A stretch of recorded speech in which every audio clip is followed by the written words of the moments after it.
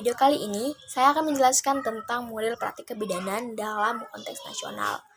Nah, model praktik kebidanan ini adalah suatu bentuk pedoman atau suatu acuan yang merupakan kerangka kerja dari seorang bidan dalam melakukan atau memberikan asuhan kebidanannya, yang dipengaruhi oleh filosofi yang dianut oleh seorang bidan, yaitu filosofi asuhan kebidanan. Nah, hal-hal ini meliputi unsur-unsur yang terdapat pada paradigma kesehatan seperti perilaku manusia, lingkungan, dan juga pelayanan kesehatan. Nah, model asuhan kebidanan ini sendiri dibuat berdasarkan filosofi bahwa kehamilan dan juga persalinan merupakan suatu hal yang fisiologis. Nah, model asuhan kebidanan yang berfokus pada perempuan atau biasa kita sebut dengan woman center care itu dapat mengurangi terjadinya trauma dan juga kesakitan pada bayi dan operasi sektio sesare. Nah, selain itu, model praktik kebidanan ini terdapat dua. Yang pertama itu adalah monitoring kesehatan atau keadaan fisik, fisiologis, spiritual, dan juga sosial perempuan dan keluarganya sepanjang siklus reproduksinya. Dan yang kedua itu adalah menyediakan kebutuhan perempuan seperti pendidikan, konseling, dan juga asuhan kehamilan, yaitu pendampingan asuhan berkesinambungan selama kehamilan atau persalinan dan juga periode postpartum, seperti itu. Nah, selanjutnya akan dilanjutkan oleh teman saya, Pinta Siregar. Model praktek kebidanan di Indonesia atau nasional. 1. Primary care bidan.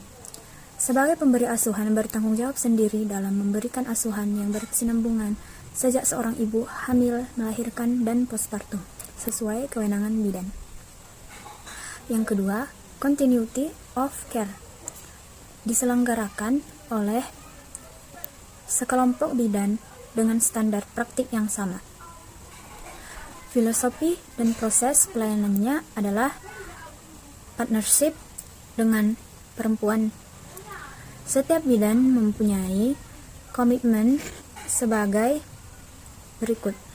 Yang pertama, mengembangkan hubungan yang baik dengan pasien sejak hamil, mampu memberikan pelayanan yang aman secara individu, memberikan dukungan pada pasien dalam persalinan, memberikan perawatan yang komprehensif kepada ibu dan bayi.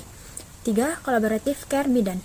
Perlu berkolaborasi dengan profesional lain untuk menjamin kliennya menerima pelayanan yang baik. Bila terjadi sesuatu dalam asuhan kolaborasi, dilaksanakan dengan informed choice demi keuntungan ibu dan bayi. 4. Informed choice. Bidan di Indonesia menghargai hak perempuan untuk memilih tentang semua aspek dalam asuhan kebidanan. Bidan secara aktif memberikan informasi dengan lengkap, relevan, dan objektif tanpa pemaksaan kehendak. 5. Kesejahteraan ibu dan anak. Pelayanan kebidanan di Indonesia berdasarkan pada penghargaan bahwa kehamilan dan persalinan merupakan proses fisiologis. Bidan meningkatkan kesejahteraan ibu, bayi, dan keluarga dengan mendukung aspek sosial, emosional, budaya, dan aspek fisik. 6. Pemilihan tempat persalinan. Bidan menghormati hak setiap perempuan untuk memilih tempat persalinan. Bidan harus terampil menolong persalinan di berbagai tempat pelayanan, baik di rumah sakit, puskesmas, atau rumah klien sesuai dengan pilihan pasien. Yang ketujuh, evidence-based practice. Bidan di Indonesia diharapkan untuk dapat selalu memperbaharui ilmunya berdasarkan hasil penelitian tentang kesejahteraan ibu dan anak.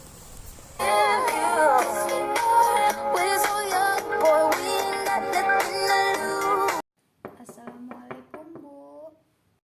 Waalaikumsalam, Ibu. Silakan masuk dan silakan duduk, Ibu. Maaf sebelumnya, Ibu. Nama Ibu siapa ya? Dan apa ada yang bisa saya bantu? Nama saya Putri Indah Lestari, Bu. Umur saya 36 tahun. Begini, Bu, saya sudah lama sekali tidak mengalami menstruasi lagi, Bu. Apakah Ibu merasakan gejala-gejala susah tidur dan sering marah? Iya, Bu, saya sering merasa gelisah. Di rumah pun saya sering marah-marah. Nah, saya merasa payudara saya itu semakin mengecil, Bu. Sebenarnya saya mengalami penyakit apa ya, Bu? Begini, Bu, dari gejala-gejala yang Ibu alami tersebut menunjukkan tanda menopause. Menopause itu penyakit apa ya, Bu? Menopause adalah berhentinya menstruasi dan kesuburan secara permanen dan biasa terjadi pada tingkat lahir usia. Apakah itu berbahaya, Bu? Tidak, Bu. Ini biasa terjadi pada wanita di atas umur 35 tahun. Jadi, Ibu tidak perlu khawatir. Kalau begitu, saya harus bagaimana ya, Bu? Ibu harus rajin olahraga. Manfaat olahraga ini dapat menjaga berat badan dan tetap stabil, mengurangi resiko kanker payudara, dan memperkuat otot ibu. Kalau begitu, waktu yang efektif untuk berolahraga itu seperti apa ya, Bu? Maksudnya waktunya berapa lama atau harinya pagi, seperti itu, Bu? Dianjurkan ibu melakukan aerobik yang kuat dan dilakukan 2 kali dalam seminggu. Baik, Bu. Terima kasih atas penjelasannya, Bu. Bu, silahkan datang kembali jika ada keluhan lagi. Terima kasih ya, Bu. Sama Ibu. Saya permisi dulu, Bu, kalau begitu. Baik, Bu.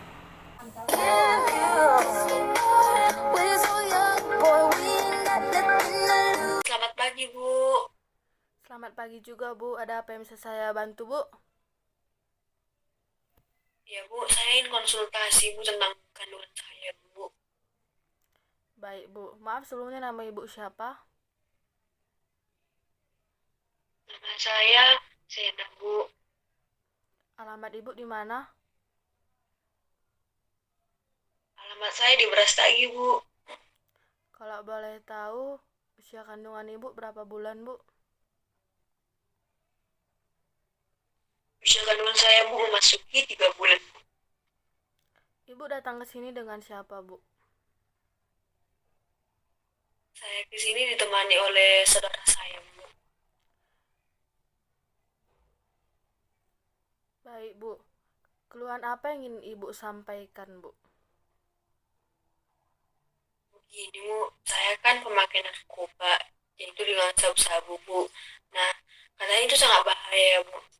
Apa aja yang bahayanya, Bu? Maaf, Bu, sekali lagi. Sejak kapan Ibu menggunakan sabu-sabu, Bu? Saya menggunakannya sejak kelas 3 SMA, Bu. Sampai sekarang, Bu. Berarti kurang lebih sudah ada 6 tahun ya, Bu? Iya, Bu.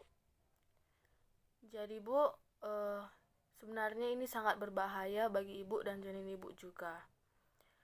Ini akan mengakibatkan efek yang mengerikan pada bayi dalam kandungan Ibu.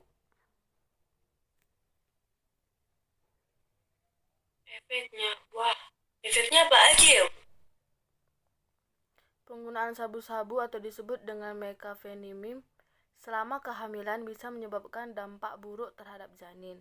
Di antaranya ialah meningkatkan risiko terjadinya kelahiran prematur, solusi plasenta, keguguran berat, badan bayi kelahiran rendah, serta kelainan jantung dan otak bayi, Bu.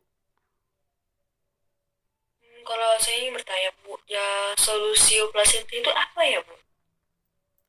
Jadi gini ya, Bu, solusi plasenta itu, Bu, komplikasi kehamilan di mana plasenta terlepas dari dinding rahim bagian dalam sebelum proses persalinannya, Bu. Dan ketika lepasnya plasenta ini dapat menyebabkan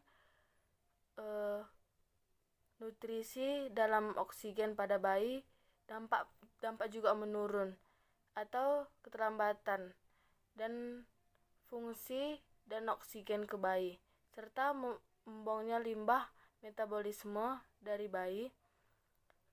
Kondisi ini juga dapat menyebabkan ibu mengalami perdarahan hebat, dan solusi plasenta menyebabkan bayi mati dan ibu juga bisa mengalami tersebut.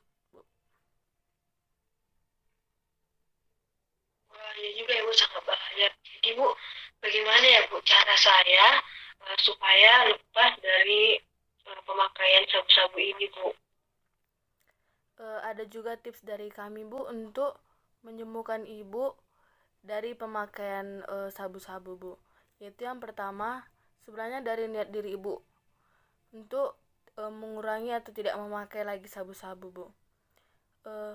Dan di sini ibu juga lebih sering bercerita ke orang lain supaya pikiran ibu lebih luas dan lebih tenang, Bu. menghindari minuman-minuman alkohol, rokok, atau juga asap-asap rokok gitu, Bu. Pilihlah lingkungan dengan orang-orang yang lebih dekat dengan Tuhan. Itu yang paling utama, Bu. Dan Ibu harus sering juga berolahraga, Bu. Oh ya Bu, saya ingin bertanya Bu, apakah ada juga Bu obat untuk meringankan Bu? Ada, Bu, kalau Ibu mau kita bisa resepkan, Bu. Ya Bu, saya ingin mau Bu, beresipkan dulu aja Bu. Iya, Bu, ini obatnya, Bu. Terima kasih ya Bu.